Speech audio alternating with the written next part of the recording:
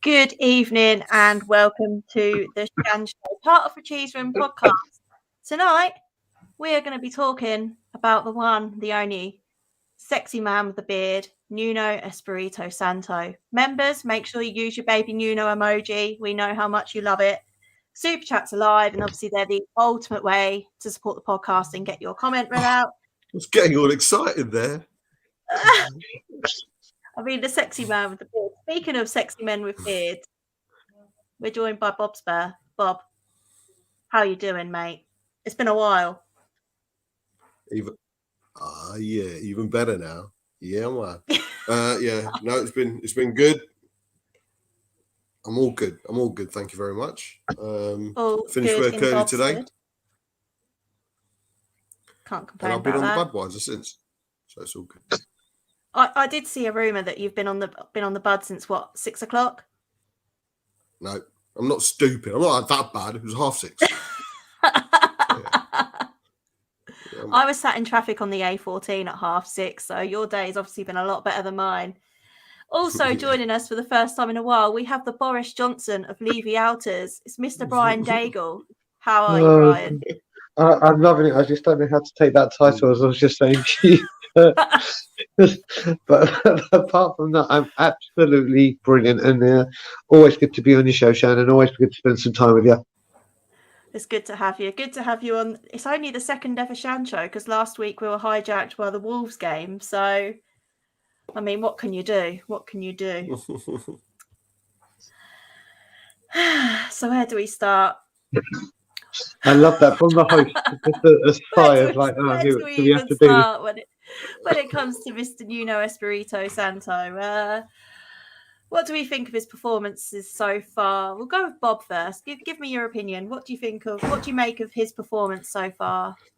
I think he's delivering what any mediocre manager brought in from a mid-table a manager who's previously managed a mid-table team, who used to play pragmatic football.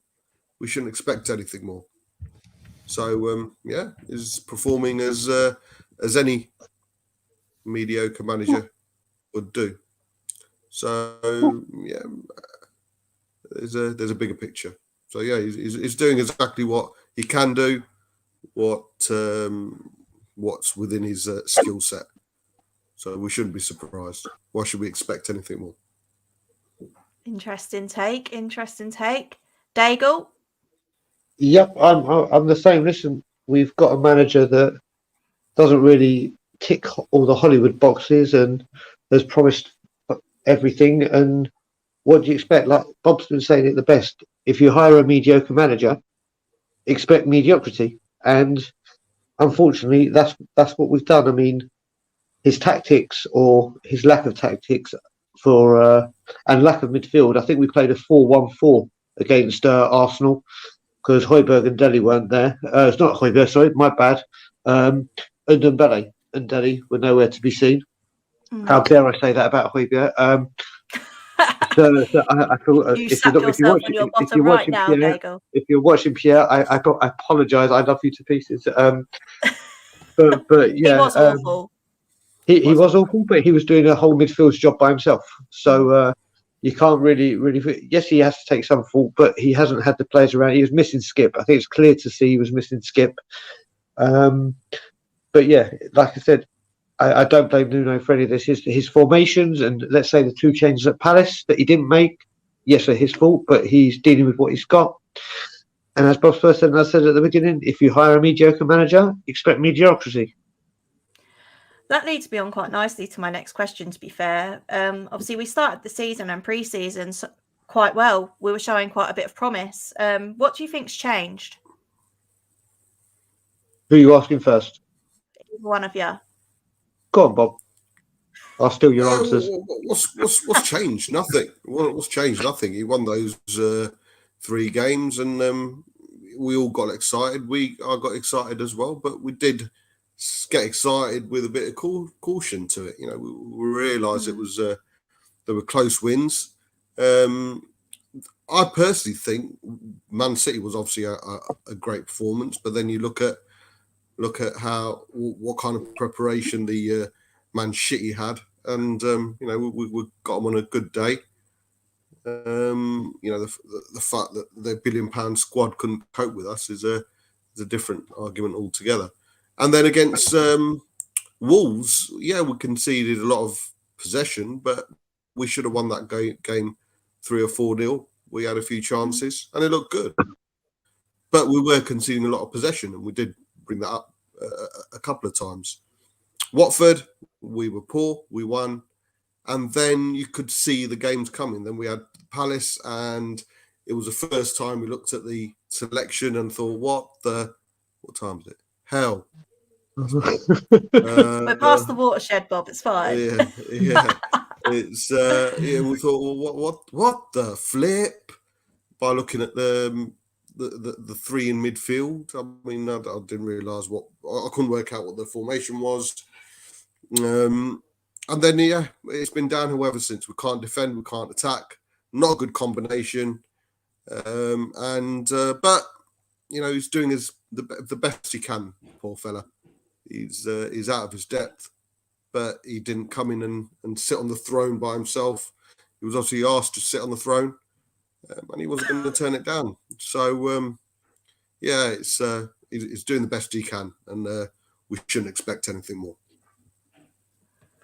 Okay, Daigle, before we go on to some comments, before I read out his stats. Yeah, I mean, let's have a look. If we dissect it very, very quickly, each game, the Man City game, we were phenomenal, and every single part of it seemed to work. The defence looked a united front. I think the help of Skip and Højbjerg together certainly helped them. Mora and the front three were fantastic, especially Mora. And we just outrun them, and it looked like there was something to build on. Wolves, as Bob said, was a little bit harder. And if Adama Traore could have an end product, it would have been game over. But he doesn't. Yeah. But we played very, very well. We did really, really well in that game, and I think we could have got more, but lack of finishing was a problem. Watford was okay, could have done better, but with Watford, it was Harry Kane's first game back in the starting lineup, and this is, to me, where it started, not just because of him, but it started that front three that had pace and could interchange and everything. That kind of tactic stopped immediately because Harry Kane just doesn't fit that model. He doesn't offer what any of those three. So through no fault of his own, we're playing Harry Kane in a system that doesn't suit him. So then we went into the international break, obviously with everything smelling of roses, us where we were, the filth where they were. And then we came back from the international break and everything that went with it. And it's just all gone to pot. It's just, Crystal Palace was pathetic and a joke. And Chelsea and Arsenal, we were deservedly the worst team and got battered and had to pay for our issues. But again, it comes down to strength in depth. Arsenal, and I hate saying this, especially seeing my best mate's right next to me, and he's a gooner. They came out like they did last season, and I said it on a few streams that if we let Smith Rowe get his play on the game to start off with, they will rip us apart. And him and Odegaard, or however you pronounce his bloody name, they just took over it. They just literally, we couldn't stop them. We had no answers. And again, I don't know why we have the best striker in the world, whether he's committed or not, but he always plays the best when he's up top by himself. And yet still, we try to play him in a three. And when you've got the best player in a certain position, you play him in that position because then the other teams are like, right, we've got to watch this. Like Chelsea tonight with Lukaku, the Juventus defenders are thinking, right, we have to stop this man. He's playing up top by himself. And we've just said, Harry Kane, you may be the best in the world at this, but we'll give some other people a chance and play you in a three. And I just don't get it. And it's gone from being so good to so bad so quickly. And obviously no one pipes up when it's all good, but when it's all bad, everyone's got an opinion. This is, I'm sure this will help you with the stats now that you're about to read, and I know what they are, and they're horrific. Yeah. So just go to some comments. We've got Sean here, and he said it's Daigle's fault. Obviously, It's everything's always Daigle's Daigle's fault. fault. So It's always Tomorrow is Thursday. It's my fault. we've got Caller in the comments, making sure you're all behaving yourselves. I'm assuming. Oh, Hello, piss off, Caller. And we've got Swift in the comments. Hello, Swift. Nope, definitely no Man City's here tonight.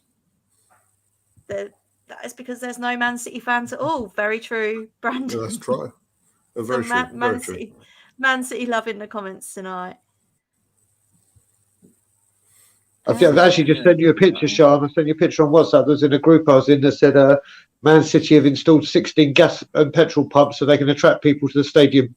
For God's sake. We've got channel member Aidan here again. He says it's you two again. You are everywhere, aren't you? I know. we try to. Big up, Aidan. This is an interesting one. Is it time for Nuno to drop Kane? I'll let Brian have that one. So I said after the Chelsea game, and Shan, obviously you and me walked up together to the Chelsea game, so we had a little discussion about it, but we didn't get to meet after, unfortunately, because of obviously how horrific that was. But that performance from him was horrific, and I was saying after that game, I want Scarlett in. At least Scarlett will try. At least Scarlett, and it's not even that his performance was bad; it's just his body language in that game, as you saw. And you normally see Harry Kane when we go down, like rallying the troops. There's none of that, just head down. And then against Wolves, he started, and he did put in a good performance. There's no getting away from it.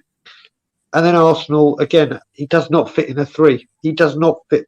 So if we carry on playing a 3, yes, I want Scarlett in the team because at least he's got pace and he can fit in that. But if we do play one up top, then there's only one man that should start, and it's Harry Kane. Do you think that it could work playing Son up top with Moura and Hill as the other two? Completely. Like it did with Bergwijn and some. Lots of pace. Exactly. That's what they need. What do you think, Bob? I like to see what Ali can do in his correct position.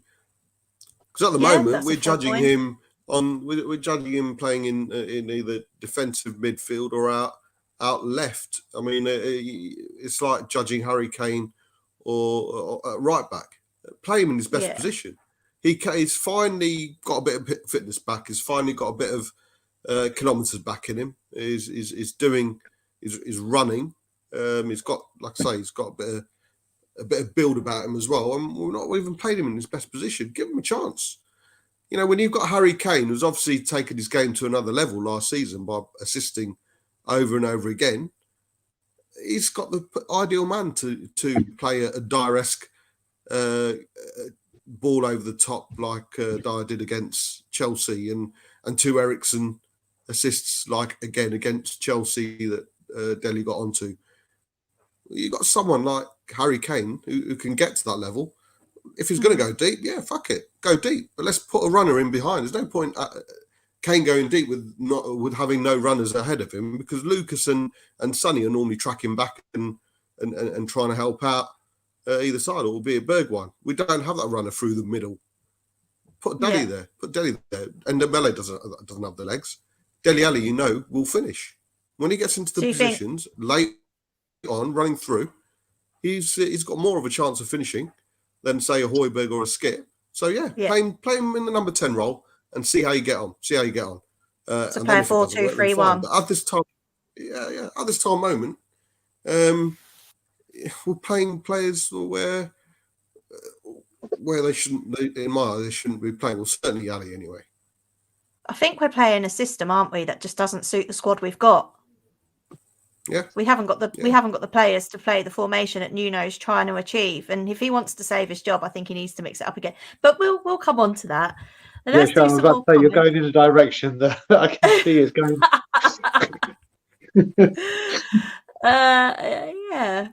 Hi, Kim. Welcome to the cheese room.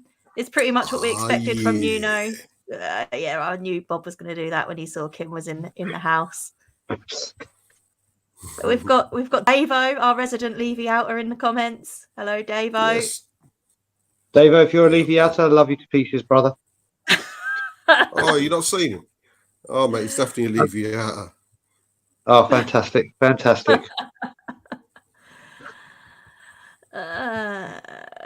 Brandon, the international break killed us, and now it's all a bit of a chaotic mess. But in fairness, he's still discovering this squad and was appointed on, let's say, less than ideal circumstances. Would we agree with that? 1,000,000,000%. No.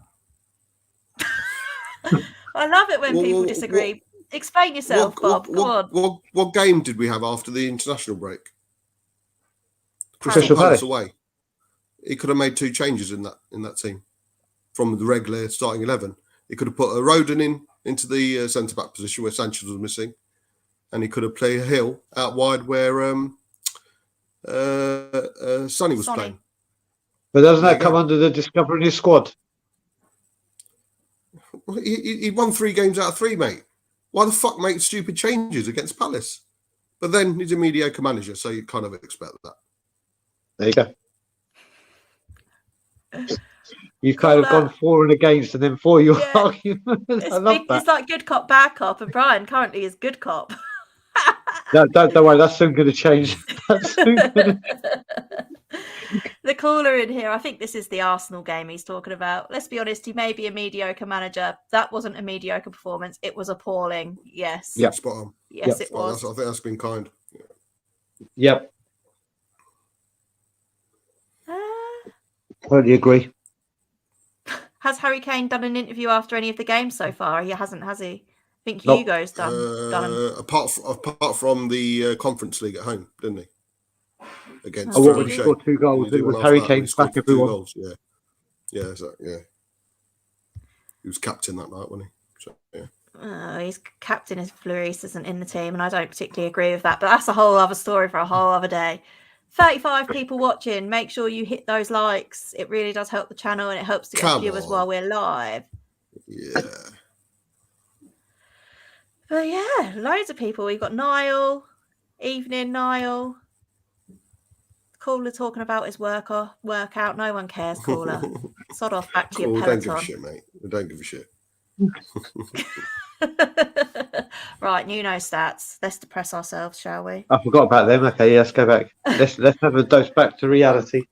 Right, so Nuno's career stats. So in his career, he's had 401 matches with 192 wins, 95 draws, and 114 losses. He's scored, not himself, but his teams have scored 580 goals and conceded 427. And he averages 1.67 points per match in his career. At Wolves, he had 199 matches, won 96, drew 46, and lost 57.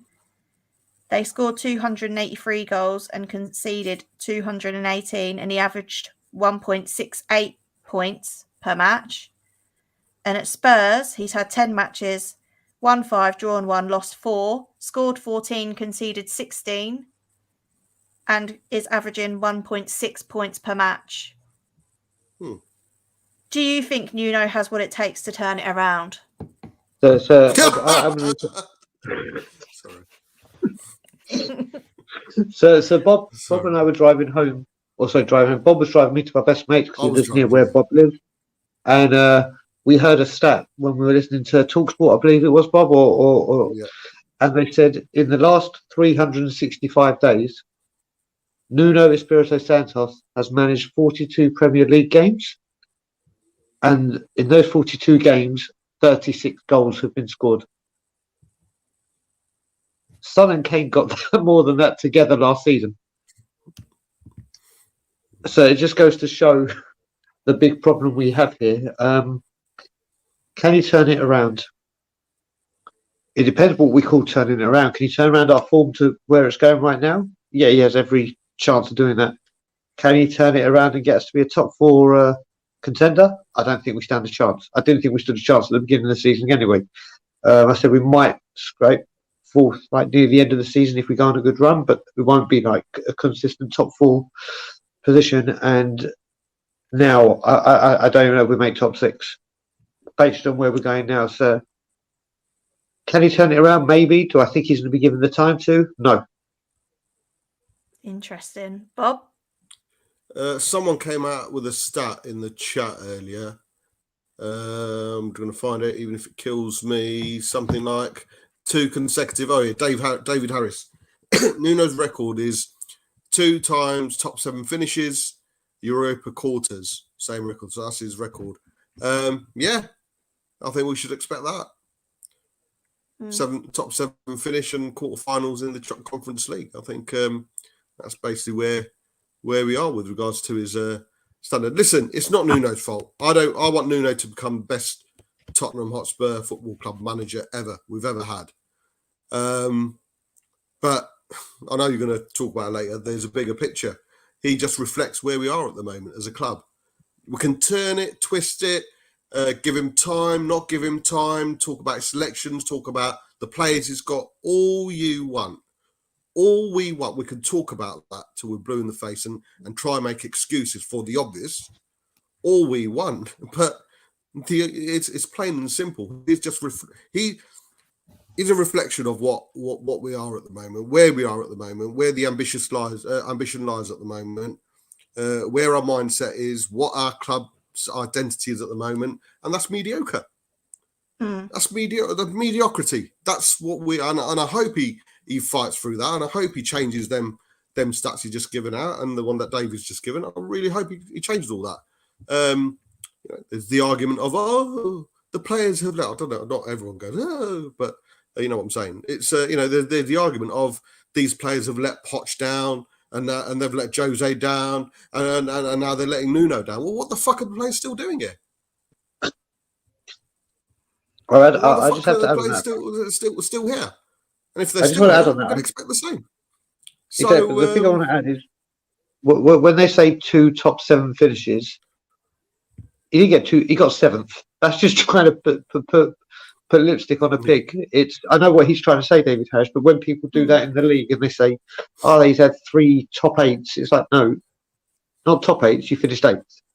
Yeah. That's just a nice way of glamoring it up. But like you said, Bob, it goes back to what do you expect? If you hire a person that's consistently doing that, he's going to do that. Exactly. So, can he turn it around? I hope he can. Of course, I hope he can. I want him to turn it around. I want him to go to, this squad can finish in the top 4. Oh, yeah, okay. We'll see.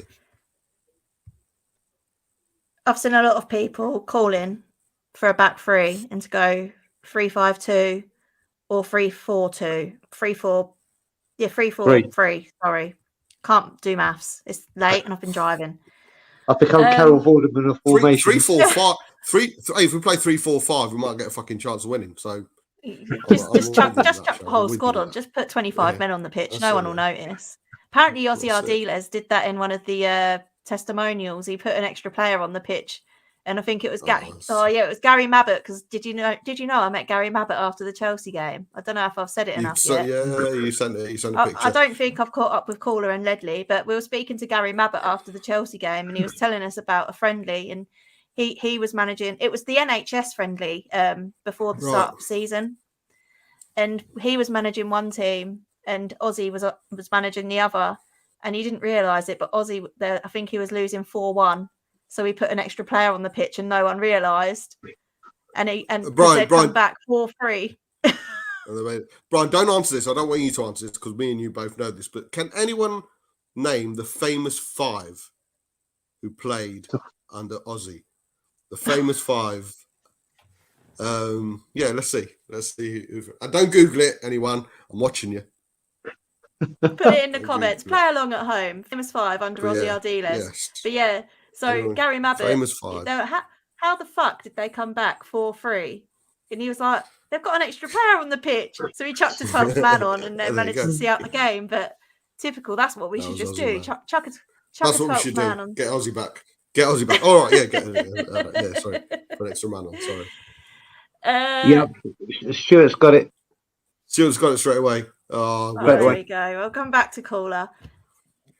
Go on, we'll let Shan read these out. Dimitrescu, Klinsmann. Although he did spell it wrong. He has spelt it wrong, yeah, to be fair. Oh, okay. So I'll tell you a funny story about with Dimitrescu, who we said, I basically, when we signed him, I hadn't got a number on my away shirt, and Ozzy had just been sacked and Jerry Francis came in, and I went and got 8 Dimitrescu on the back of my shirt. and the next day we sent him out on loan. So I was walking around with an 8 Dumitrescu shirt, and the guy didn't even play for us anymore. So that was fun. Can just go the next comment down, because I think that's autocorrect at its best. Barnaby, Klinsmann, Dimitras, Anderson, and Teddy. Dave, I think I'm not the only one who's fucking drinking, mate. Well done. Brilliant. Christ. He had to be fair further down. Said it's autocorrect. That is brilliant, David. Thank you very much, mate. Thank you very much. Cooler. Barnaby was great. Oh, that's the wrong comment. We're not talking about Levy yet. We'll get on to Levy because I know that's a whole bigger kettle of fish here with these two on. So, Nuno, he needs to pick the right players to turn it around. Top six is not on the cards unless he plays players in their correct positions, picks people who show 100%. form. Yeah, Correct. 100%. Spot on, 100%. Caller. For once, I agree with you. Yeah, I know. Fuck yeah. And it's Ali for me. I'd put Ali on that number 10 position. Just see how it goes. It might not work. I'll tell you what, it probably worked better than the 60-minute than Dembele. Although, to be fair, he's done a few. He's been finishing games lately, though, apart from Arsenal. Yeah, well, I don't want to say if he's been finishing games. He's been on the pitch for 90 minutes. I don't know if he's been playing for 90 minutes. So, yeah. I think what we need to do with this playing three at the back as well, I think it's a necessity just to get the best out of Reguilon. Because after the Man City game where he's gone back to being appalling in the last few games, and I don't know if he set up the assist for Son, but his defending, if we rely on him in the back four to defend, it's not as good as when you got him as a wing back where he can go forward and can cause problems. And if he's not back, obviously you've got the three people there to be able to cover for him, because we need to unlock Reguilon. We need to unlock what we saw. Do you think the problem with Reguilon is obviously where we're playing a narrow front three and a narrow midfield? Reguilon's trying to give us width and trying to get up the pitch, but then he's being caught because we're getting the ball taken off us higher up the pitch. He's then getting caught out. He can't get back to position quick enough. So I'll have to say, and I was before Poch got his hands on Danny Rose, I couldn't stand Danny Rose. Yes, he scored that volley, but I mean at left back, because he kept venturing forward and would not get back in time, and then we had the same kind of issue. But once Poch got him and said, "This is how you do this," then he was outstanding. He was outstanding, and he had a two-season purple patch where, arguably, he was the best left back in Europe, let alone the league. But this is what we're doing with Reguilon now. He is so attack-minded that we need to. Again, and I put in Kane in a 1. I think Reguilon as a wing back, as opposed to a back 4, will be a transformation compared to what we're seeing now. And I think we've got to start trying to use this or utilise it. And it's what Nuno did do well at Wolves when he put Cody in the back 3. That back 3 was very stable and secure, and they could do that. And I think with Reguilon, he has got such pace and energy, and we saw from his crosses that he can deliver a ball. We've got to try and unlock him. And I think going to a back 3 is the way we do it. Well, I don't think a back 3 just suits Reguilon. I think it's Romero, it's Emerson as well. Emerson's better going forward than he is defensively. Romero was signed and he's played in the centre of a back 3. So you it's obvious. Play Romero in the middle of a 3, play Sanchez on the right and Dyer on the left. They've got that extra protection of Romero in the middle, and Romero does like to step forward with the ball as well. So at least if he's doing it, Eric Dyer isn't trying to do it. Yeah. And who knows? We might even find a position for Doherty if we're playing right wing backs, because that's where he made his name under Nuno. So that's another surprise. Yeah. But it's he needs to. I think what's his Ali Gold turned around and said he needs to start, not giving a shit in the best ways. Don't worry about. I mean, I've always been against the whole Levy's picking the players, or Levy has an influence of players, because I hate the cunt, but I don't think he's ever had. I've never been of the narrative that he's got any influence on the starting 11. But Ali mentioned it the other day. Ali, my good old mate Al. He mentioned it when he said, he should stop listening to certain individuals who are telling him to play certain players. And I thought it was a bit of off the cuff, but why would Ali Gold say that? And Ali Gold, if you're watching, please pop in and If explain you're watching, yourself. like and subscribe, But, Ali Gold, personally, yeah, like, come on, yeah, sort it out. That's it. So I think Nuno needs to get away from that. Look, fuck it, do a Pochettino. Don't play an Adebayor anymore, or a Lennon anymore, or who else was it? Chadley anymore. And just bring in the players that you trust. Bring in a Bentaleb. You know, bring in a Townsend. Fucking hell. Well, you know what? But it worked for a bit, and it was probably the start of Pochettino's. Well, he put his stamp, didn't he? He put his stamp on. I think Benton was more sure with time, wasn't it? But Yes. yeah, for me, he needs to just not give a shit. Play the players who he wants. Don't worry about it. Harry Kane's different. Me and Brian are on opposite sides of the fence with regards to Harry Kane. He's one of the best strikers in Europe. How can we drop him? We need to make sure the team plays to his strengths. And another thing, you know, we can sit here and be disgruntled and disheartened as Spurs players and Spurs fans, and so. I mean, we'd probably do a better job on the pitch. And turn off a game as well. Yeah, turn off a game after 20 minutes and say, "We'll fucking hate Tottenham at the moment. Fucking hate it." We can do that. But what about a Spurs supporter, a boyhood fan who plays for the club? Why isn't he allowed to be disheartened? Why isn't he allowed to be disheartened with the constant decline of our football club and the decline of the players that surround him? He's allowed to do that. We talk about a protest. What about if he's doing a protest on the pitch at the moment? Maybe he is being us on the pitch. He's probably fucking hurting more than all of us. So no, keep him in there because he's our best finisher. Fact. He's one of the best strikers in Europe. Fact. He's one of the best strikers in the world. Fact. Let's build a team around him, not fucking take him out. Bullshit. Oh, we've got Brian. Do you want to respond to that? Well, I can respond to it. He is the best striker in the world. There is no two doubts about that. But what you got to remember, and I said this earlier with Bob, he can protest all he wants every single second of every single day, apart from the 90 minutes he's on the pitch.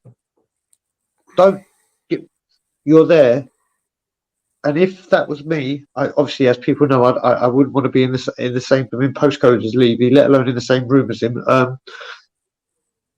And he's the England captain. He's the Tottenham vice captain.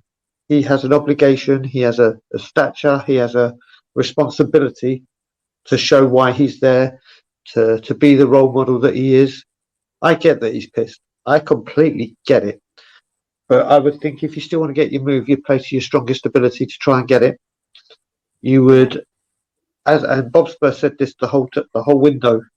He has opened himself up for criticism. Any bad performance, any bad shot or anything, because the way this has been handled, this saga, not just by him, by the club, he's completely opened himself up for this criticism.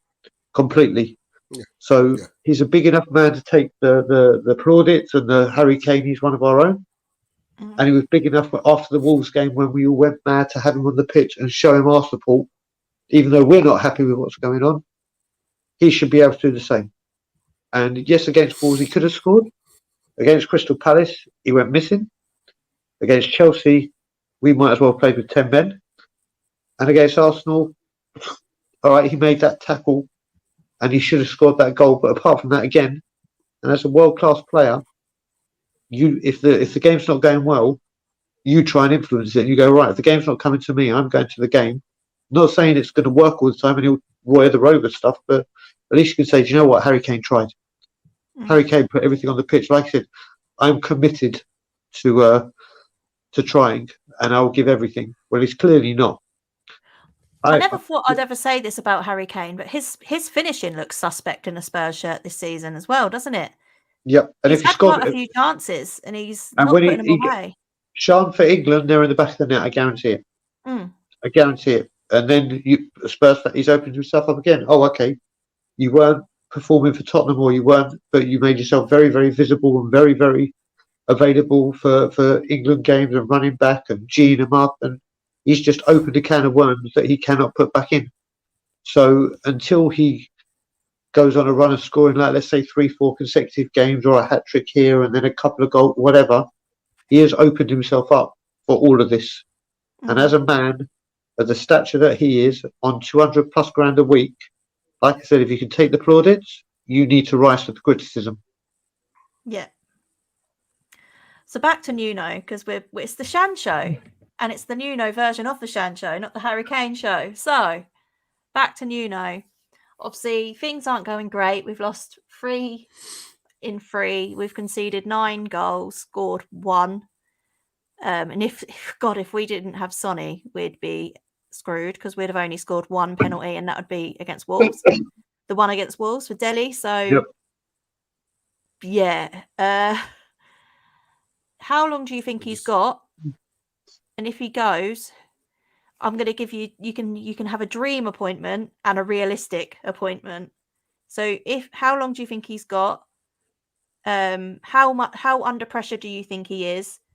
And if he was to go, who would be your dream replacement and who would be your realistic, come on, guys, it's Spurs replacement?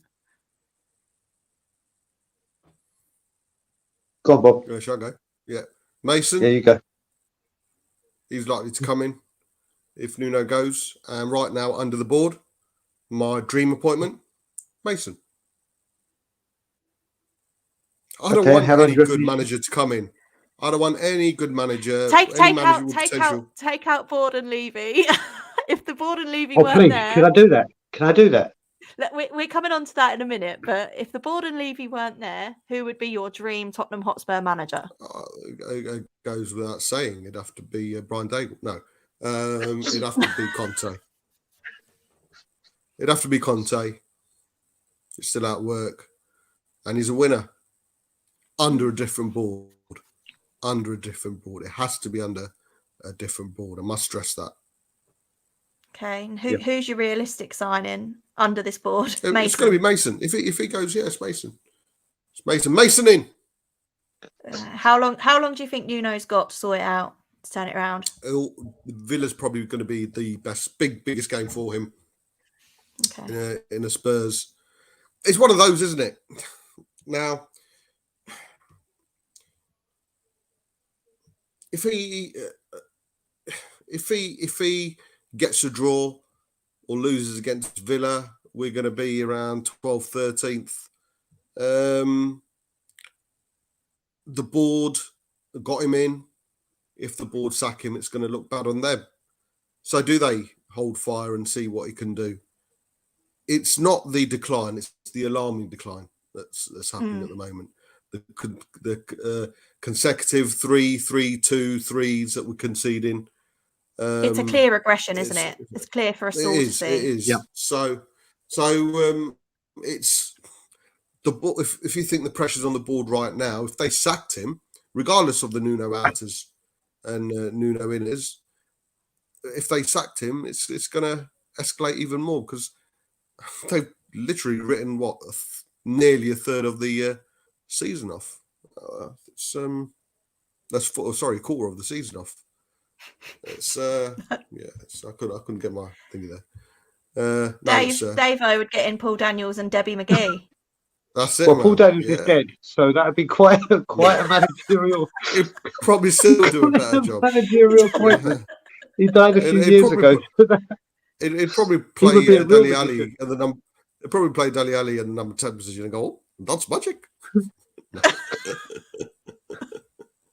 I never thought I'd be coming onto Shan's stream tonight and doing a Paul Daniels impression. Anything goes on the Shan show, Bob. Honestly, Sean says Jurgen Klinsmann. I'm guessing. No chance, mate. So just to talk about Jurgen, just very quickly before I give my answer question. As I said, I got to my first season as a season ticket holder was a season after he went, but that season was the first season I started going to games without my dad and whatever. And I was lucky enough to go to pretty much all of his home games and when I started going away as well, quite a few of his away games. Jurgen Klinsmann in that first season, not just what he did for Tottenham, but what he did for English football was outstanding. And I have a huge issue with ex-legends coming back to manage a football club. Because if you look at people like Hoddle and Ardiles, when people talk about them, the player, it's like, oh my God, this guy. And with Hoddle, some people say, and undoubtedly a lot of people say he's the greatest player ever played. I think I disagree, and I'm with Bob. It's for me, it's Gaza, and that will never ever change. But a lot of people are saying Greavesy as well. But when you talk about Hoddle and Ardiles, the manager, it's like, oh yeah. So it kind of taints that I'm really, really, really against ex-legends coming back as from players. How long do I think Nuno's got? Well, it's ironic, isn't it, that the Villa game for Poch was like do or die. All right, it was away, but then we won that game with Harry Kane's deflected free kick, and the rest is history. If he loses this game going into an international break, it's just going to be a media frenzy. Sky Sports and all these arseholes, they'll just jump on it and make things 10 times worse. I've heard things that he's been given till the end of November. I've also heard things he's been given 6 games, but also this was all before the Arsenal game. So this is regularly, and then today, obviously, he's falling out with players, obviously, because these players are just arseholes. Charlie Kane's going to the sun again, ain't he? You might have to bring out your concentrate joke again with Charlie Kane. That's how bad it's got. But dream manager, like you said, if we're taking away Parasite and everything away from him, it could only be Conte or the one that I wanted originally, Ten Hag. Realistically, bringing Harry Redknapp back, Eddie Howe. I'd love to see Harry Redknapp back at Spurs. I mean, that's a dream. I mean, the one thing Harry Redknapp, I don't think he would, but if Harry Redknapp came back, my deadline day streams would be so much more entertaining if Harry Redknapp was back. He's been out for so long. I mean, exactly. I don't think it's going to happen at all. But if Redknapp came back, the one thing you can guarantee is the stadium atmosphere goes from toxic to one of happiness and belief and knowing that they're going to see the football that someone said about open, expansive, attractive football that we're seeing. But yeah, I think it. Do you know what? If it was Ryan Mason, I wouldn't even want to take the job. I know it as a duty as a Spurs fan and a Spurs youth, and what you did, you'd want another go. But it's just like you're a young manager who's up and coming and may become a very, very good coach in the future. But if you have 2 failed stints at Tottenham, which, let's face it, every manager has a failed stint at Tottenham because of, I don't know if you're looking for his history, if it will do more damage than good for him. I really, really don't. I'd rather think he did too bad. With what he had, I don't think he did too bad at the end of the last season. Yeah, but his interviews were diabolical. His team selection with some players, like he dropped people and played his friends, whatever. I just feel that this could, and we all know Ryan Mason had to stop playing football because of a tragic injury. And I don't want to have a second failed, because he's not going to get back. Who's Ryan Mason going to be able to bring in? It's like I just wouldn't want him there. I just wouldn't want him there for his own sake, let alone ours. So I said before, we clearly need players. Big up Joe. Cheers for that, mate. Nuno will be gone if we really get smoked on Sunday. Spot on. Yeah, so spot on. Lucky what Brian said. You know, if we do get spanked totally by Villa, with the international break coming up, it'll be very convenient and time friendly to sack a manager. But we've got to remember, following on from what Joe's saying, you know, we need players in Jan. So if Ryan Mason does come in as temporary, or Harry then that comes in as a temporary, they're not going to be given any. Why should they be given any money to spend in Jan, being only temporary? So if we do sell Nuno and we get a temporary manager in till the end of the season, we're going to have to deal with the players we've got, because we're not going to buy. Talking about that, ENIC have a reason not to buy anyone in Jan, because we don't have a permanent manager in place unless they do the unbelievable and there's the brain transplant within ENIC and Levy, and they bring Conte in, and like someone said earlier, he will want £150 war chest for himself. £150? Fucking two, right? Fucking two. I'll give him 150 quid. 150 million. Yeah, I'll give him 150 million. 150 quid. 150, yeah, that'll be good. I'll pay for that. 150 million. Yeah, fuck it. Give him 200 million. If he's going to turn us into winners, if we want to be ambitious and we want to win stuff, bring Conte in and bring him 200 promise him the funds and let him have to. Promise him 200 million. But you did say realistic. So yeah, talking about the funds, and this is the only thing I'm going to mention about a certain person. I'm not really going to mention him. I just want to. I don't know if this person is in the chat, but after the Joshua fight and everything, I was like, oh my god, the guy can't even win gold. Blah blah blah. People turn up with gold and then they leave with nothing at the stadium. And they're like, and I said, Levy's Anthony Joshua's not in the chat, mate. No, he's not. No. I mean, I wish you were. Anthony Joshua, if you're in the chat, like, subscribe, and send me a message. Yeah, nice. But what I was getting at is one of the guys when I was tweeting and said it's all Levy's fault. And someone turned around to me and said, "No, Levy's very very smart because Joshua's got a rematch clause that he'll invoke and we'll have the rematch." Well, guess what? Joshua has it's in Ukraine. Opened his rematch clause, and it's going to be fighting in Ukraine. So whoever was saying, yeah, Levy is a genius because the rematch will be at N17, unless we're moving the stadium brick by brick to Kiev, it's not. So that's probably another reason why we won't have money to invest, because we didn't get the rematch clause now. Okay, Joe, thank you for your super chat. I think we all agree if we get spanked on Sunday, then I reckon he'll be out of the door bags and he'll be off to Portugal to see his family, I reckon. But we appreciate your support. Right. Okay. I wish I had that sound effect. I just gave it to you. Obviously, we can't have Bob Spur TV and the one and only Brian Daigle here without talking about Levy. And here at the Cheese Room, we want to get everyone's opinions. We want to be a channel that has everyone included, and we have content for everyone. So obviously, the first question I've got, Joe with another super chat. We'll come back to Levy. I dislike many of these players swing the axe ASAP. Yeah, we need to sell a load of them and get new ones. Just with the fantastic, summer we had, bringing in all those backup players and strengthening all parts of the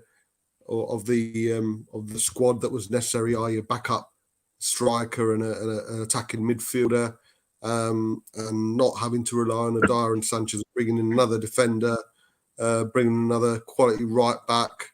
We've got every opportunity to axe those players. We don't have any fucking players to come in, man. We're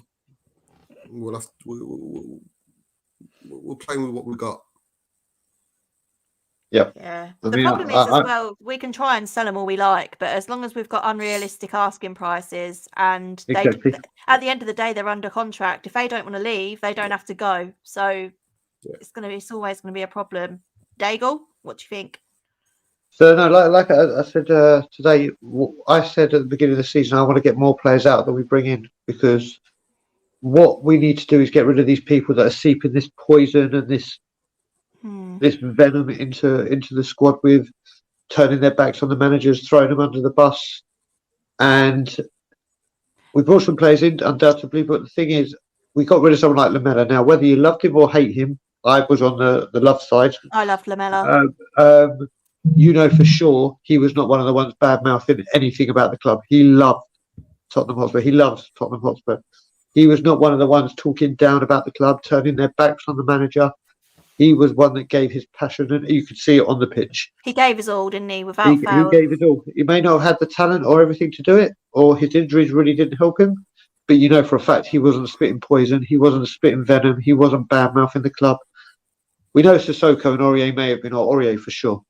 And it looks like, once again, we brought these players in, but whilst these deadwood that we call and the ones that are creating this toxic environment are there, anyone that comes in, they're just seeping their claws into them and just doing what they're doing. And now we have this, the players aren't happy with it because these players are still here. And whilst they're still here or still training with the first team and not like Danny Rose, off you go to the under-23s or whatever, this is going to keep happening. We need to, I'd rather we got rid of 3 or 4 more players and had a really bare-bone team. But because then you'd know, okay, the poison's gone, at least there'll be some unity, at least there'll be some commitment. There won't be this kind of bad attitude, but we are where we are, and a lot of players have got to stand up and be counted and take on some serious accountability. Do you think that Dele Alli and Harry Winks could be two players that are causing a bit of trouble behind the scenes? Please, let me go first. Please. Well, I'm going to go first on this one. Bob, you just take over the show. You present. Here we go. Look. I'm not even going to talk. Here you go. I don't you take even, my seat. I don't even want to talk. I think I'm not going to talk Harry Winks. I'm going to talk about a certain person, which I've said live on air many a time. I want to grab by his blue dreadlock, throw him around, and wherever he lands, the closest London club keeps him. That's how I feel about this dude. Whether he plays in his right position or not, his attitude stinks. His attitude is despicable. We're all bigging up because he ran the most in a game. I can go onto a football pitch and run 11 kilometres. Ericsson was doing it in the last 6 months of his contract. Didn't do anything. He just ran around. It's very easy to get these stats where you run 11 kilometres. Whether he plays in his right position or not, he's had time when he came back against Jose, when he came back, we're getting a bit of vertigo now. And he has just been so wrapped up in himself on social media. Let's touch the cap. Let's fall out with the girlfriend. Let's play Fortnite. Let's get all these indoors. He's taken his eye off of football. And you look at it now, people like James Maddison, who's gone off the boil anyway, Grealish, Sancho, Foden, they're all ahead of him in the England squad. They're all ahead of him. And they're doing the things right. His attitude is appalling. And I don't think we'll ever, even if he gets his attitude sorted, see what we saw, even if we played him in his position. And it's been, I said this at the beginning of the season, if we get the real Dele Alli back now, because he's gone to Dubai and got a six-pack, so that makes him superb now, then I'm going to be furious, because where's he been for the last 3 years?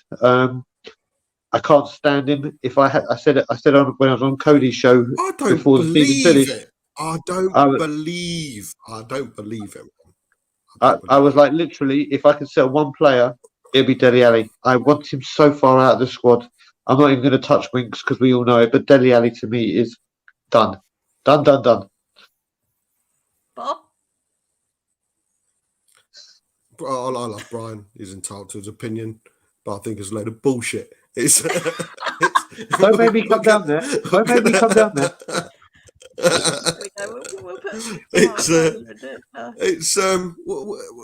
is the same man who's going to sit there and saying, play Dembele. Not that they sound like that, Brian. But you're giving Dembele a chance, who's got no commitment for the fucking club whatsoever, who walks around like he owns a fucking place on, £200,000. One thing I said at the beginning of the season, I'm not changing my stance about it. I want to give Ali till Christmas. This is his last chance saloon. But there's no way I'm judging him by his comeback. He's shown a bit of fitness. He has shown. He's had more comebacks than take that. Sorry? He's had more comebacks than take that. He has. But he has come back for this season like he's never come back before. But he's not played in his correct position. We, as a fan base, we're happy to go, and Dembele, yes, let's jizz all over his face. But, we can't give Dele Alli the chance to play in his natural position. Play him in the number 10, see how he does. And if he does shit then fair enough. But I've seen enough of Dele Alli to say that he could potentially play in that number 10 position. But we're not even giving him a chance. Like I say, if you want to do that, play Harry Kane down right back for 6 games in a row. And let's all judge him then. We wouldn't. We'd be calling out Nuno. But because it's Dele Alli, we'd rather call out Dele Alli than call out Nuno. Nuno hasn't played in his 3 years, position. Bob. 3 years. Again, yes, I know. And I said at the beginning of the season, this is his last chance. And if he comes back fighting with a bit of think this is his last chance, he's got till Christmas. And he has got in my eyes. But I'm not judging him just because he's played out fucking in a position where he shouldn't be playing. He's not a defensive fucking midfielder. That's not his game. His game is that ball all over the top, controlling it, and a header from left on left. Sorry, we're losing you there, Bob. You're talking nonsense. So the internet's I've happened to you earlier. Yeah. So yeah. Right. And Harry Winks? Where did I get to? So yeah, I've got my Dele Alli thingy shirt on. Okay. Harry Winks ain't even worth talking about. My away shirt has got Dele on the back. I love Dele, but Do you remember, Shan? I actually said that to you when we were walking down to Chelsea. I was like, "Oh, what have you done?" yeah. Dele is on the back of the away shirt. It was between Dele and Reguilon. I couldn't decide, and I thought Reguilon would take ages because his name's well long. And in the end, I had to go back after the match anyway because the club shop is slower than fucking. That's the only reason you got Dele, because Reguilon would take longer. That's brilliant. Brilliant. Anyway, like I said, thank you for your super chat, Joe. Really appreciate the support.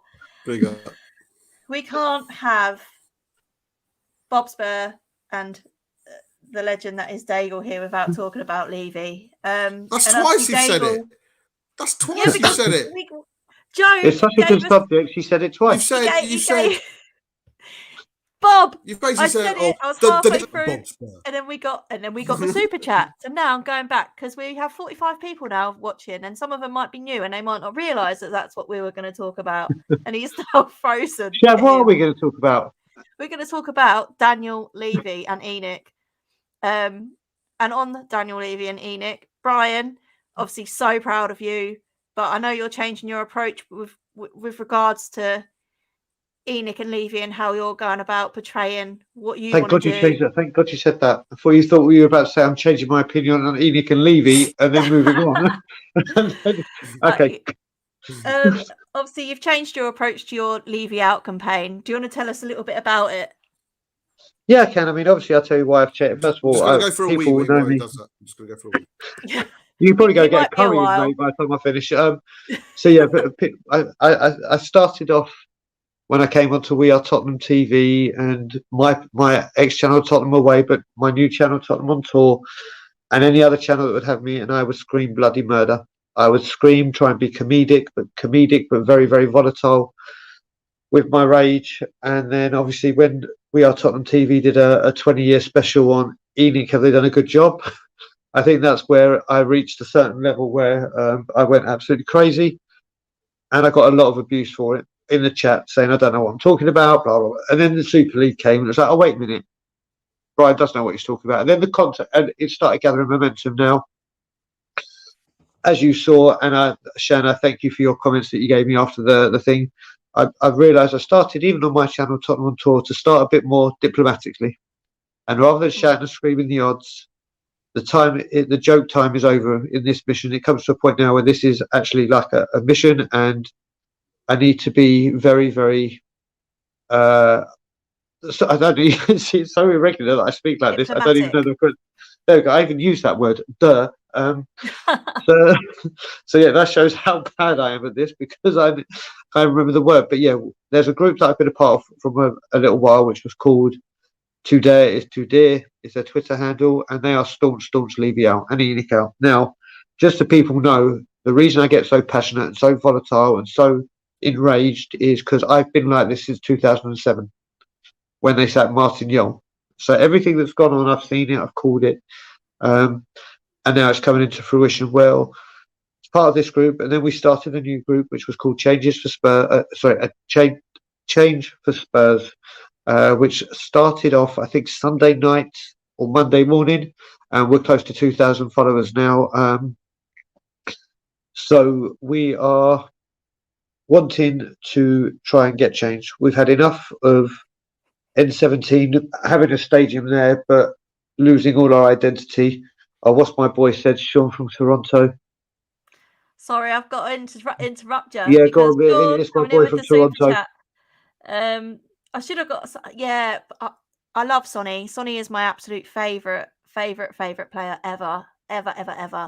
But everyone gets Son, and I like to support, the ones that don't get quite as much love. So it was Dele or Reguilon for me, and then I saw every fucker with Dele on the back of their shirt, so I was like, for fuck's sake.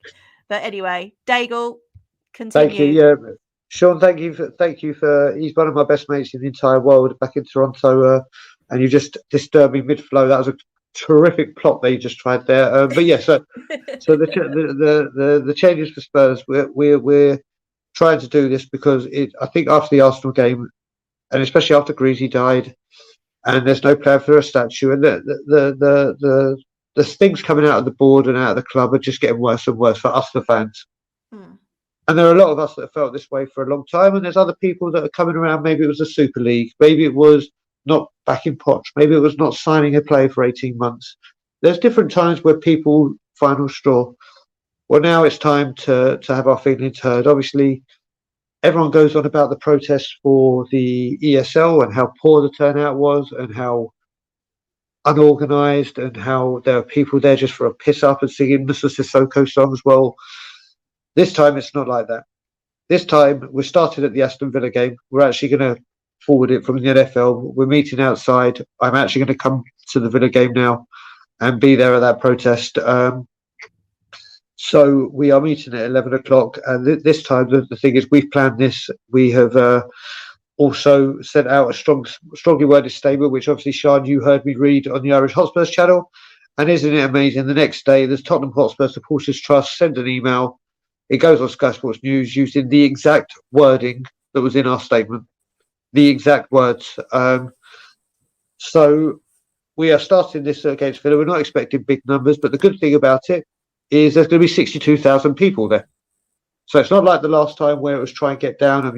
There's going to be 62,500 people in Tottenham for the Aston Villa game.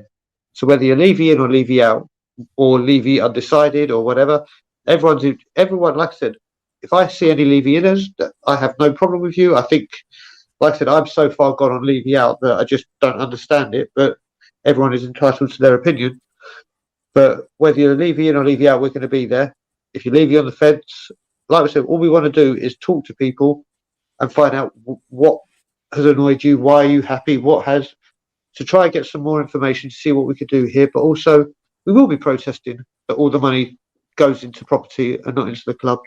The fact that we've won one trophy in 20 years, the fact managers haven't been backed, the fact that directors of football have left and all incited that Levy didn't back them or Levy wouldn't listen. Enough is enough. And then obviously with the NFL, there's going to be such a worldwide media coverage. There's talk for protests inside games, outside games. But the good thing with these protests now, compared to the one we did at COVID, is there will be 62,500 people each home game guaranteed. There'll be 62,500 people guaranteed for the NFL. And we need to start because I want my club back. Like I said before, I supported Tottenham and grew up to find out we were the only team ever and will be the only team ever to be a non-league team to win the FA Cup. We're the first team to win a double. We're the first team to win a European trophy in this country. We're the first team to win the FA Cup 8 times. We're the first time to smash the British transfer record for a kid at 2 million with Gaza. We brought Jurgen Klinsmann in when we didn't have Europe, when we were out in the FA Cup. We attracted big names. And now what we stand for is, at the Chelsea game, being the first team with a zero carbon footprint, to be the first team with 2 pitches, to be the first team with a goal line bar. They're not the first I want. I don't play Monopoly with my football team. I support Tottenham Hotspur, the football club, not ENIC, the property magnate. And Spurs fans want our club back, and we want to be going back to I don't mean going back and winning the trophies all the time, but at least competing, at least being known for what we're doing on the pitch as to what we're building off the pitch.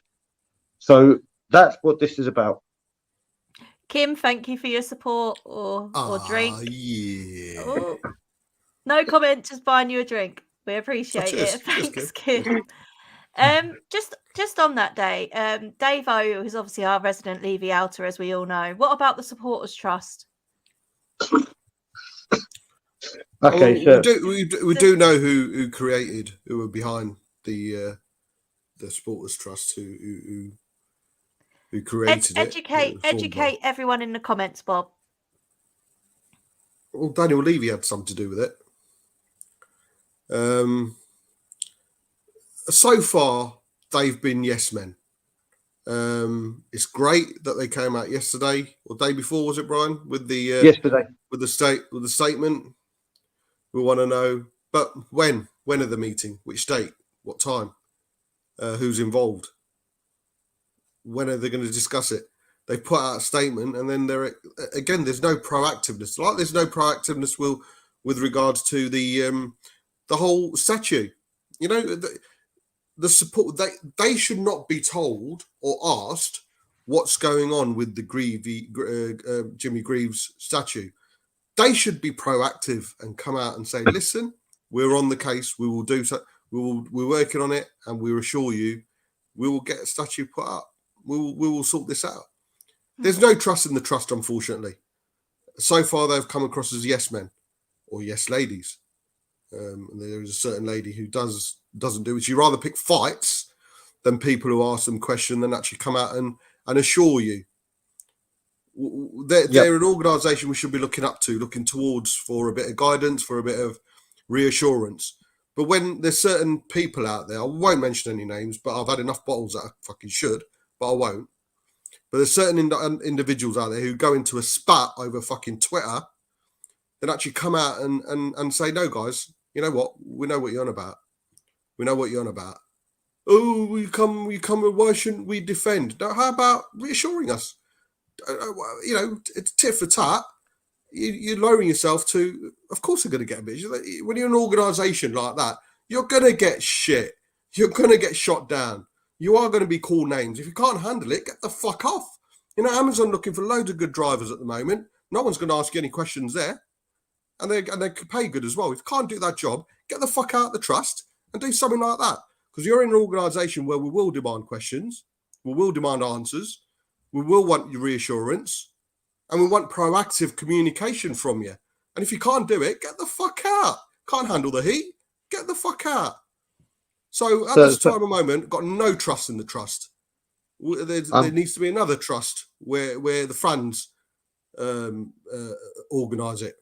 So no, unfortunately, the trust, no, they're doing fuck all at the moment. They come out with statements, one in the blue moon, and expect to sit back and drink the aid. No, fuck off. Yeah, I'm going to have to elaborate on this a bit because David Harris, bless you, has put in another couple of comments, and one of them says, read the Supporters Trust meeting minutes and watch the Dear Board video. Now, the Dear Board video, I'm going to talk about in a second, but when it comes to the Supporters Trust, we are still waiting to hear back from the minutes and hear back from what was said from the survey they sent out at the end of the season when they said they were going to the board after the ESL and showed this strongly worded email that we're going to get power, we're going to do this, we're going to get independent adjudicators.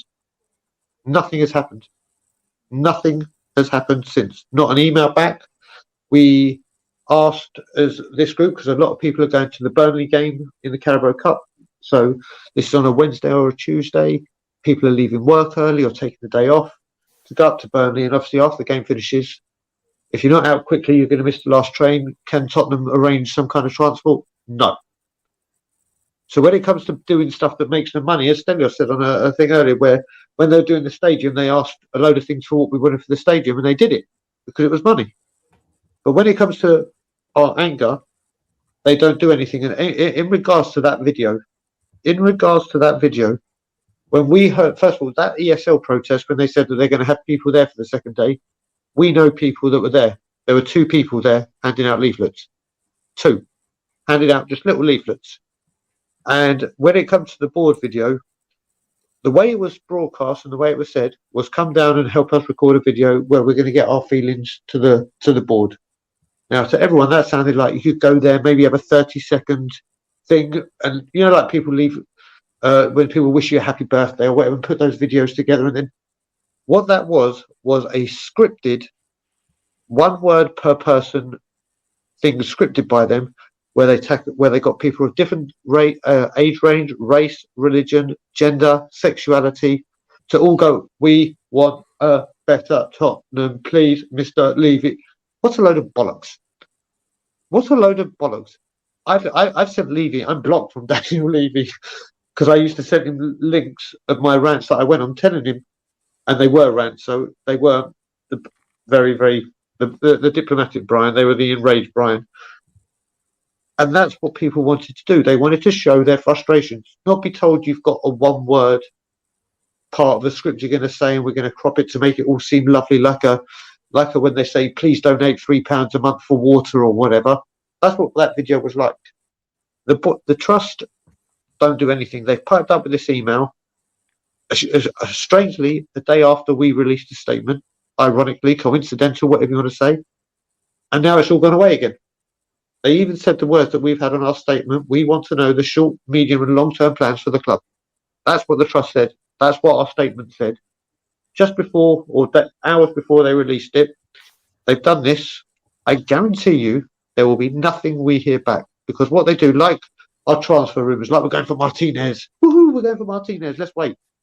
And then nothing. It's throw it up in the air, make you believe we're doing something, and then think we'll go quietly. Well, we're not going quietly, because you don't do anything. And like Bob said, it should be the Tottenham supporters non-trust, because they're going to have to go a very, very, very long way to get the trust back. You know, if they want a video, me, Brian, Davo, Stel, we'll come down and do a video. You know, we won't need a script. So, but with regards to David Harris, do you agree with people turning up singing "We will have a party when Levy dies"? No.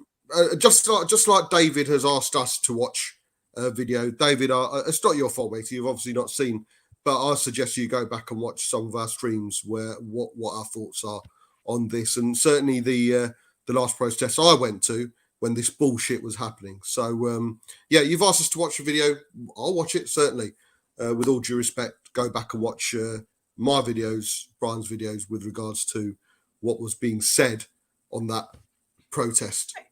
Just on that, because I have got it in here. Obviously, we had Dave on the show on Monday, and he said that the only way the protest will work is if they're well organised, civil, and remain within the remit of the law. Yeah, yeah.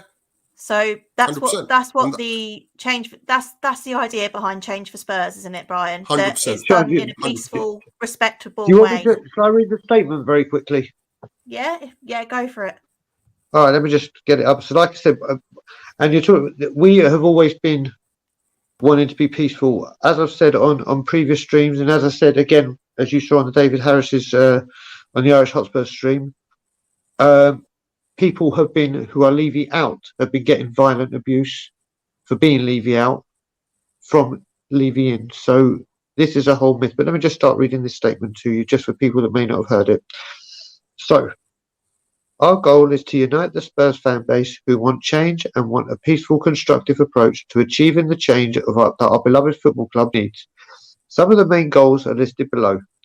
Fans representation on the board, which we just discussed, we're still waiting to find out from.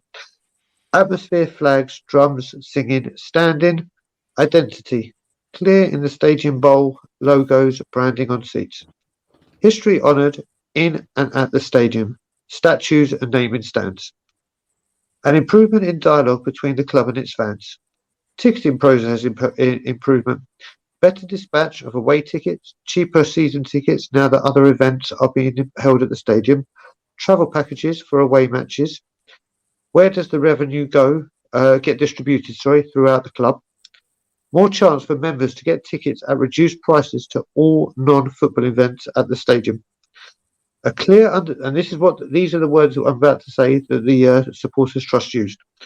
A clear understanding of the short, medium and long-term plan of the football team.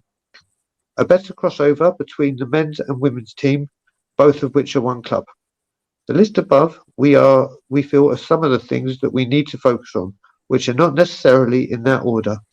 We have listed the main ones that we feel the fan base wants and needs most. And then the last part of it is, we hope to achieve these through clear communication with the board through the usual channels such as email.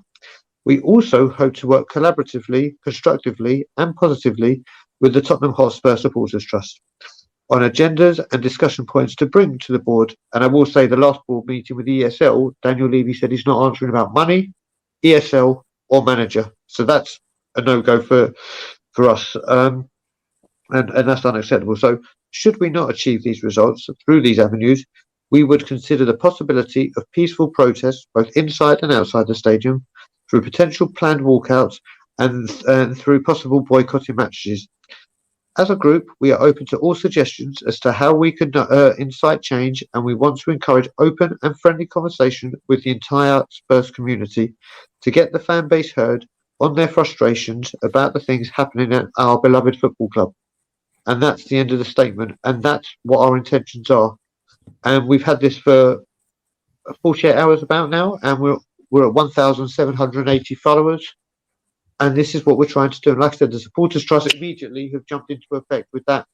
Let's send an email to show we're doing something, and we'll see. Because as I always say, listen, whether you're Levy in, Levy I don't know, or Levy out, all we want is a successful Tottenham Hotspur. We all want the same thing. We just and dialogue.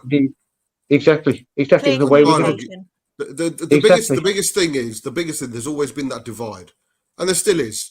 Behind the likes of and David will know this, David Harris. There's always been that divide. You know, the Levy outers look at the not Levy outers as hardcore Levy inners, whereas they're not. David's not gonna. It's not a Levy apology. He's not gonna apologise for Levy. He probably doesn't agree with. He probably doesn't even like Enoch. But there's never been that dialogue. There's never been that sense of if Levy out and a Levy or not out and a Levy in speak to each other, there's abuse between both. There's physical abuse that I've seen towards the Levy outers. A very good, very well-known YouTuber got beer all over him and his fiance, and he wasn't even talking about Levy. So it's not just one way, and that's what we're trying to solve. Communication. I got told I wasn't Jewish. Whatever you believe in. I got told I wasn't Jewish because I'm not acting Jewish. There's things. So David, do you agree with people abusing other people on Twitter who profess anything less than? Mate, it's the other way around as well. You know, I know where you're coming from, but I'm sorry, you're not. The people who aren't Levy outers and Enoch outers, they're entitled to their opinion, and there's a dialogue that needs to be had. But they're not on a fucking pedestal. I've had, and I will say, I will quote, someone said, oh, these Levy outers are morons, and I'll block them straight away. My response was, and I will show the tweet, have you ever had a conversation with the Levy outers, buddy? I said, buddy, because maybe it's a dialogue that we need, and you might actually not agree with what they're saying, but certainly understand where they're coming from. And his very articulate response was, fuck off, you cunt. Whoa, okay, we're definitely past the watershed, so there you go. So there you go. And David, if you want to see those tweets, I can show you. But with all put into one side, I think David's got a fantastic point, and he's probably, and there are many Levy outers who are an example of that they will, as soon as there's a difference of opinion, they'll go full throttle, to be and fair, vice versa. I've had abuse from Levy outers, and I'm not even Levy out or Levy in. I'm indifferent. Exactly. So... And I think there's that dialogue we need to have. So, David, I mean, there you go. I'm happy to come on and discuss it. I'm having a Saturday special. That sounds like a meal in you get a sandwich, a bag of crisps, and a Coke, all for subscribing. Yeah. So, David, if you're free, I'll get your details off Shan. Mate, I'd love you on Saturday. It'd be absolutely fantastic because we have got another gentleman who's probably in the same mindset as yourself. Not understand, and I mean this in the nicest possible way, but can't see the whole reason for protesting, and has experience and has seen experience and probably seen the toing and throwing on Twitter, which certainly I don't agree with, and certainly when it doesn't come my way, but. That'd be such a fantastic time. So I am looking for one more person of a similar mindset and similar opinions to yourself. So, buddy, get in touch. DM me at Bobzy73. That's BOBZY 73. Get in touch, mate. It sounded like a radio presenter there, like coming live at BOBZY. Yeah. Okay, yeah, so obviously, as most people in the cheese room and in the comments know, I'm a massive fence sitter so much that I've got splinters very far up my arse. This is what I'm going to say with you. There's nothing wrong with that. There's nothing wrong with that. There's nothing wrong. What you've got to remember, and people have to take this into consideration, both on the Levy inside and the Levy outside. I've been like this since 2014. Sorry, it's 2007, so it's 14 years. And I've seen a lot happen. But there are people of your age, Shan, that haven't seen what I've seen. So it's very hard for them, that all they've known is leaving.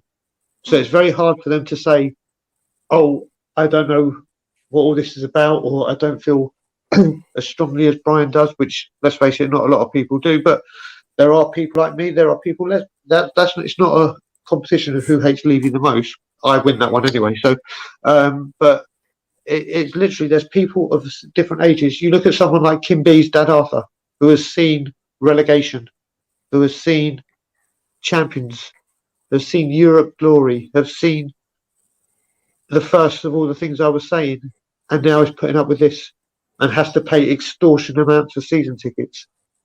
They have known it even longer than me. Well, not with Levy, obviously, but I mean with the club. And it's what it stands for, and it's everything. So everyone has got a different opinion on what has gone wrong here, and if it's him, if it's not him, if it is him, how much of it is him. So people that abuse people like yourself, Shan, and I'm not going into names or whatever, they got no right to do it. They got, and I said it before. But to come to Chelsea, to go to the Chelsea game, you had a how many hours round trip?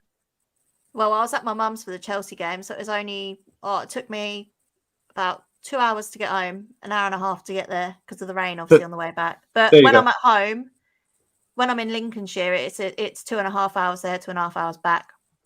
And there you go. So you got people like Holly who travel from Southampton. You got people like Bob that travel from Derby. You got people like me that travel from Toronto. But that's the thing.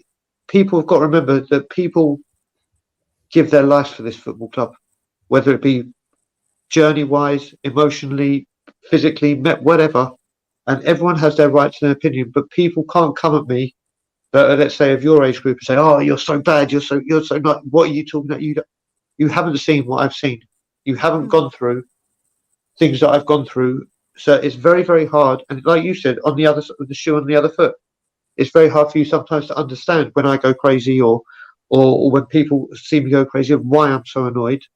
So that has got to be taken into consideration with every single Spurs fan, whether you are Levy in or you are Levy out. I think me and HG sit on a very, very level part of the fence when it does come to ENIC and Levy. No, neither of us particularly like them, but like HG says here, I don't think anyone is Levy in. I think there are those who think they can force change through protests, Levy out, and those who think that Levy won't ever listen no matter what other people do, which is what I've said many times. See, this is the best way of putting it in the chats.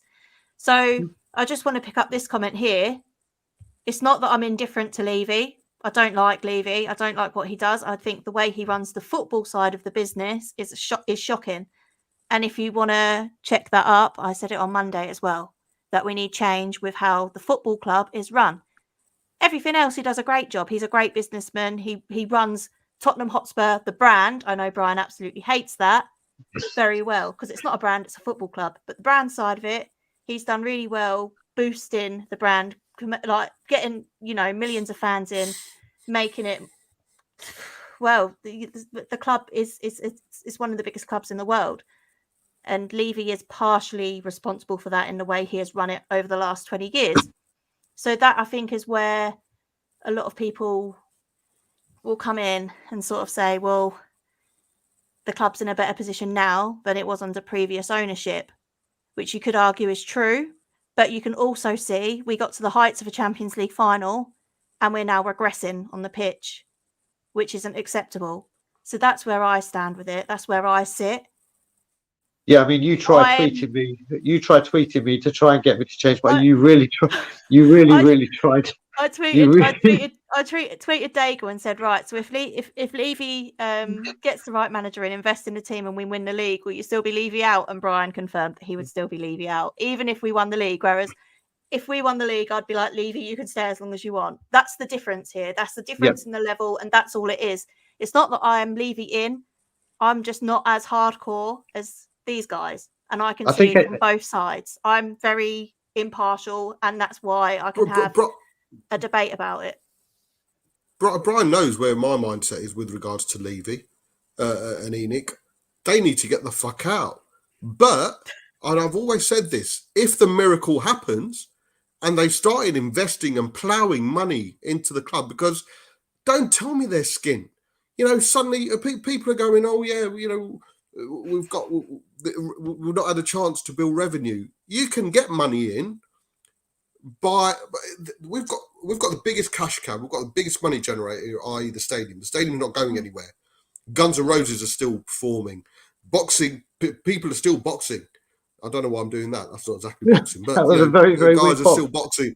They are still boxing. Venues, we're still going to have shit. And anyone who's saying that the revenue generated at the Tottenham Hotspur Stadium doesn't get put back into the club. No, it doesn't, but it goes to the owners, and the owners can declare it as part of the FFP. They can spend that money, i.e. Tavistock, i.e. Enoch.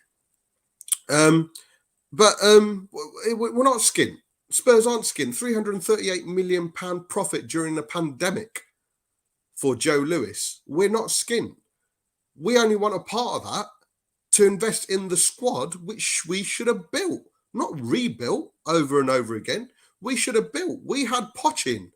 We had the Enigma. We had probably a manager who could have become an elite.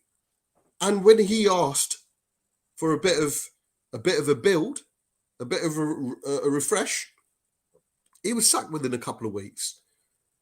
If the unthinkable happens and Enoch does invest and brings in a Grealish, who, by the way, we got another article from Villa directly today in 442 magazine. They were willing to accept £6 million for Grealish. They were willing to accept, and Daniel Levy tried to haggle that down. This is coming from Aston Villa, by the way.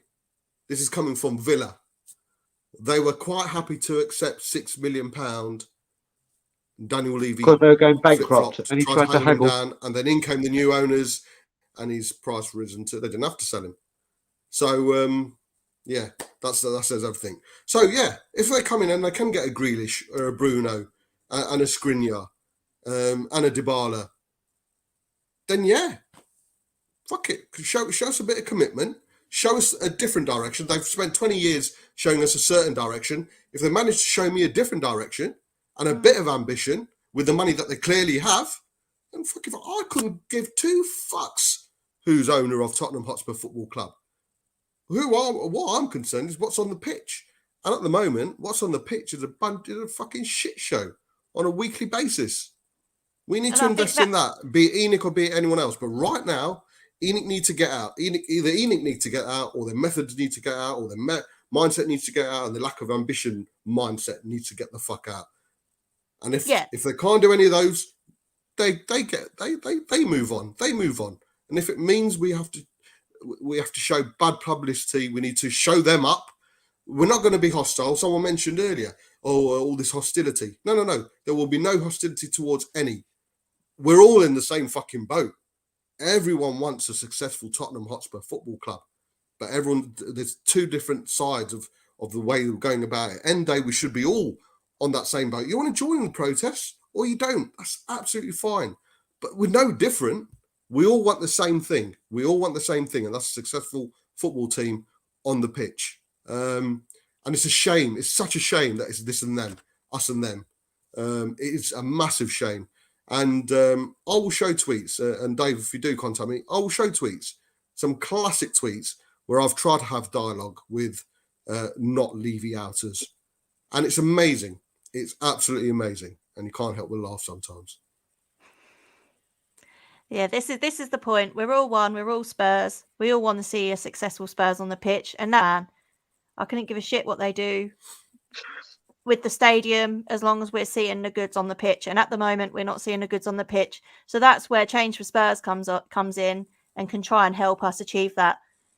It's not that I like the message that you're trying to put out there, Brian, because it's not Levy out. It's not Levy in. We just want change for Spurs. We want our football club back.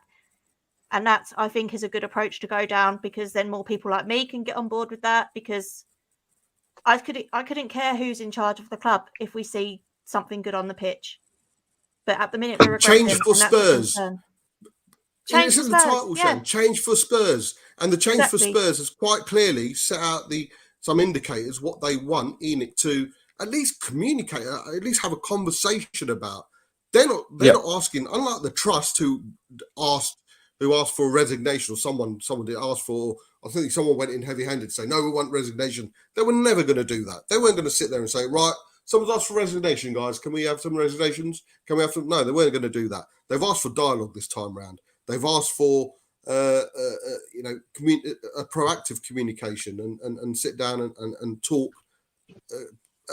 like adults basically. It's not. They've not gone hardcore. ENIC out, Levy out. That's the first stage. It's let's sit down and let's talk about it. When there's a problem, you sit down and you talk about it over a drink, and that's all they want to do. Sit down. Let's have a chat. Let's see if we can And that work should it be out. everyone's approach to And life. if they don't, exactly. And if they don't, then God help them. Exactly. I mean, when do we do it? Let's say I don't know when Lady Gaga are here, or I don't know when confused.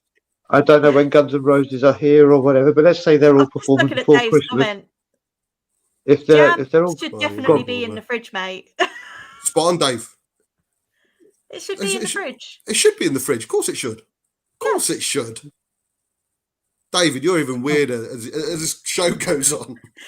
You know what is going on here? We've had pizzas. What is it? But why have we become? This is how bad it's become. We've become a community that talk about what goes in the fridge, or do you put pineapple on a pizza?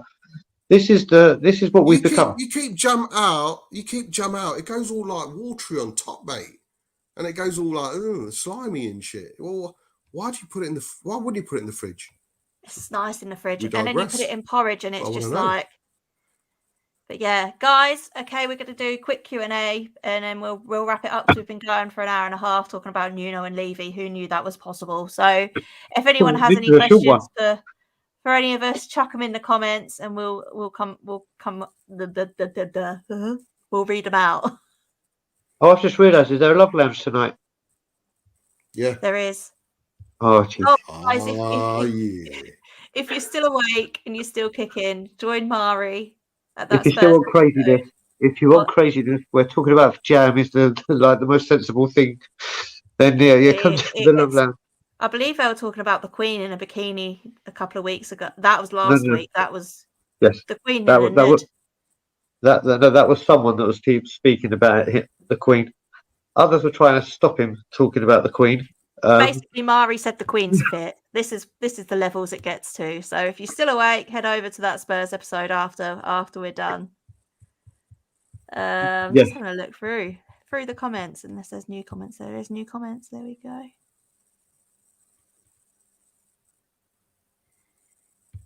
I disagree with this, and I've literally just justified exactly why I feel like I do. The fan base is not united. If we have fans like me who are indifferent to ENIC or Levy, then we'll never bring change, as there are not enough of us that care. They are happy with the status quo. I've literally just said I'm not happy with what I'm seeing on the pitch and that we're regressing, and that I am happy. I am getting on board with what Brian is trying to do with change for Spurs. So, yeah. Portugueser, I just want to say, I can see where you're coming from, but then, all these Levy not-outers who turn around and don't want to have a dialogue and don't want to see the other opinion and would rather send a message saying, fuck off you C word, then we're in the same boat, aren't we, buddy? We need to have that dialogue. And if they're not Levy outers, find out why. We're never going to change everyone's opinion. We're not expecting 62,000 people to agree with us. Of course we're not. But one thing that we've probably never had a chance, and it's the same for people like Shan and other people who sit on the fence, Mike, who've never had the chance to explain their side and have a dialogue. So I think there wouldn't be any change. There wouldn't be any difference between the non-Levy outers and us if we just told them, no, you're not Levy outers, go and fuck off. No, I think we need to have that dialogue, dude. So this is I know where you're coming from. Yeah, I know where you're coming from, but we're not going to get 62,000 to be with us, buddy. So we need to take it how it is. So I'm not indifferent to what's happened to the situation. I'm indifferent to, I couldn't give a shit who owns the club as long as we're doing well on the pitch. And that is my stance. As long as we're not doing well on the pitch, then obviously I'm not happy with Enoch and Levy. And something needs to change, whether that's reform, whether it's Levy resigning, whether it's Enoch out. As long as we get something on the pitch, I couldn't care less. Chuck some money, show some ambition, as Bob said, and I'll be happy. And that is my stance. That is where I'm indifferent. I'm just going to add on to that, Shan. Now, the Portuguese, I've spoken to him through these streams for ages and occasionally on social media. What you got to remember, Portuguese, before things like that are said, Shan, like I said before, is of a different age. I don't know how old you are, but obviously I'm 42, so I've seen her. Shan is... She's 38. She's 38. She's 38, mate. Portuguese, I don't know how old you are, but Shan is one person that obviously knows her stuff with Spurs. She's seen me. Like I first met Shan when I heard about her on the Cheese Room. Not the Cheese Room. Oh yeah, it was on the Cheese Room with the Man City fan, wasn't it? It was on this channel. And literally, she knows what I felt about. I picked her. This woman is a queen. She is a princess for doing what she did. She is superb. But the one thing she has done, she's seen me go on rant. She's seen me be nothing but what I am with Levy. And one thing she does is she constantly asks questions. We speak off air now. It's not just on streams, on Twitter or she tries to get me to say things on Twitter. So we've moved to WhatsApp. But she is constantly asking questions. And one of the things she did say straight after I did my David Harris stream on the Irish Hotspur, is she was like, "Wow, you did that so well, so calmly. I get this. I can get on board with this." So it's not a case of fans like Shan. There are fans like Shan, but not in the way saying it. They just want to know why we're like we are, and how we got to where we are.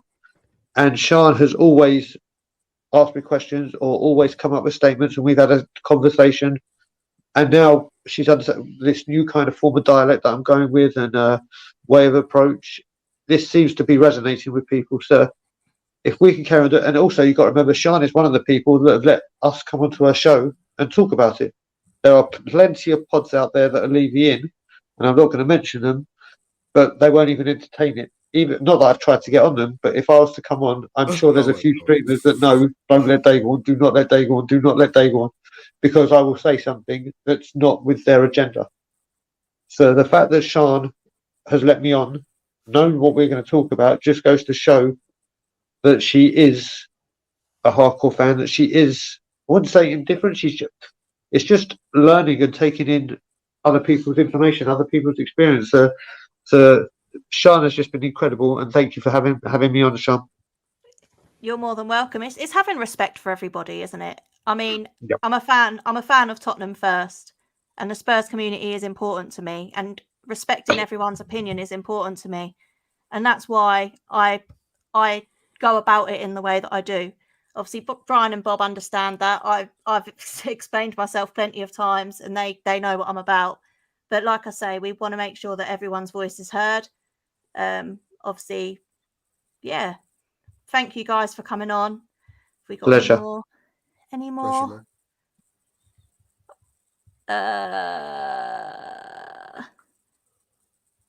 So yeah, Tony, I want to see a successful Spurs team, and we're never going to get it under Enoch. Then yeah, if we're never going to get it under Enoch, then they need to go. But we need to do it in the right way. It's the first time, Tone, that we've really put together this form of protest. It's very organised. It's very peaceful. It's very constructive. Is try, mate. If there's no success this way, then obviously we'll have to have a rethink. But we're doing everything above board. Everything's precise. Everything's clear. There's nothing that's going to be, on the sly. Nothing's behind their back. Everything's going to be proactive. Everything's realistic. We're not asking, or the change of Tottenham Spurs aren't asking not demanding for 500 million to be spent over a season. They're the realism. And as Spurs fans, as the alarming decline we've had since, look, we were the second best team in Europe 2 years ago. We were, but yes, papered over a lot of cracks, but officially we were the second best team in Europe just over 2 years ago. And now we're looking at what's the highest position we can finish to get into the Conference League. If after that final against Liverpool, someone had approached a Spurs fan and said, "You know what, mate? Well done, second best team in Europe," but in just over 2 years' time, 29 months' time, you're going to be on your third different manager. You're going to be out of the Champions League. You're going to be nowhere near top four, and you're going to have Nuno as your manager. The decline is alarming. It's alarming, and I think it's time for answers. But there's nothing. It's going to be very, very peaceful. And like I said, we've never done it this way, so we need to. Yeah. And you know what I have to say? Like I've said as well, I've got a great amount of respect for the Portuguese, and like I said, we speak just on not just these streams, via social media. If you check the last comment from him, straight away, this is why I love people like the Portuguese that come on, listen to what we just had to say, and if you can't see it, Shan, I can read it out to you. Where's it gone? I've lost it now. This one. He goes, exactly. It's people like this who come on the show and listen, like he had. And big up for coming on and just putting a message out like that. And that's this exact thing. This exact thing with this response here is exactly what we're trying to do in general with Change for Spurs. Not just Shan doesn't know what she's saying, or Shan might be if she's in. I mean, as But what we've got to understand is I'm of an age where, for most of my life, we've been in Europe. We've been competing in the Champions League consistently. Since I've been old enough to follow football properly and understand it. I mean, up until I was about 18, I was more interested in going out and getting hammered every weekend and what Spurs were doing, and I just follow it loosely. It's only been since I've been getting older that I've really started to. Obviously, I've supported them since I was like 7 or 8, but it's only since I've been older, going to games, getting really invested, watching every single. Like, if I can't get to the stadium, watching every single game on TV, making sure I know what's going on, being involved in the community. I mean, I've only really been doing this since pre-season, so for me, I've only ever known.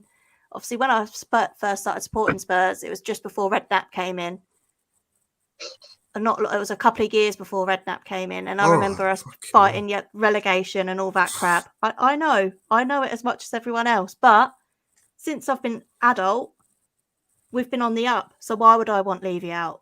This is what everyone needs to understand. But now, you've seen the decline now. Yeah, exactly. Yeah, exactly. But also, you know what you said, Europe, Shan. It just reminded me. I tweeted this before we came on air. This is how stupid the club has got, because I'm picking up on all the little things. At 7 p.m. today, Tottenham Hotspur on their YouTube channel released a video, and the video is the top 10 Harry Kane European goals, which are obviously going to show our Champions League and Europa League days. And they released this a few days after the Arsenal debacle, but the day before we play a team we've never even heard of in the Europa Conference League. So you want to show his best 10 goals for Europe, the heavy days of the Champions League, and whatever. This is what they do. They don't understand what they're doing. Like when they've given season ticket holders 10% off the club shop because they know what's coming. They're not listening. They're trying to say, save more money. But it's just a mess. I think they've actually lost control of what's going on. I really do when it comes to what they're pumping out on their own media channels. It's contradictory. Everything. I think he knows what's coming.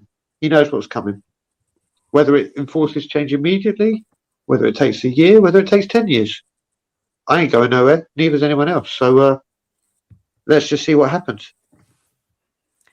Absolutely. Guys, thank you so much. Oh, we've got this keeps happening, doesn't it?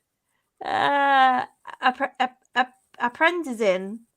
Poch lost more games than Nuno during his first season. ... Hope.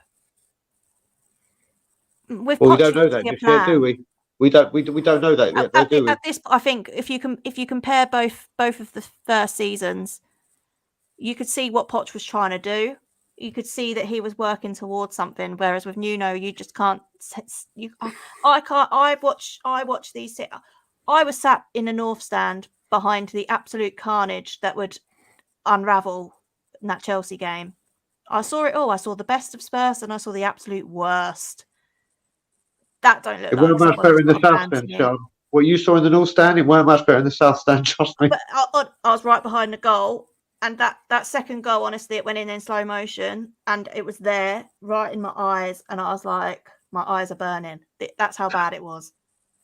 I can't explain to you the torture that I went. And if it weren't for meeting Gary Mabbott afterwards, that drive would have been horrendous. But yeah, I mean, we've got to wait and see. We need to give him a little bit of time, but it's the lack of a plan, and it's the lack of it's doing the same thing and expecting different results that's concerning me. And on that note, before another super chat comes in, thank you guys. Thank you for everyone in the comments. We really appreciate the support. Thanks, Bob. Thanks, Brian. Obviously, hope to have always you on a the Shan pleasure. show again. And until probably Thursday, come on, you Spurs. Levy out. Oh, and Andy from Man City. Where are you? Where are you? Come back, Darren. Yeah, but where are you?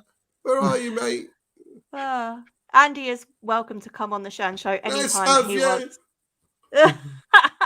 Come on, you Spurs. Levy out.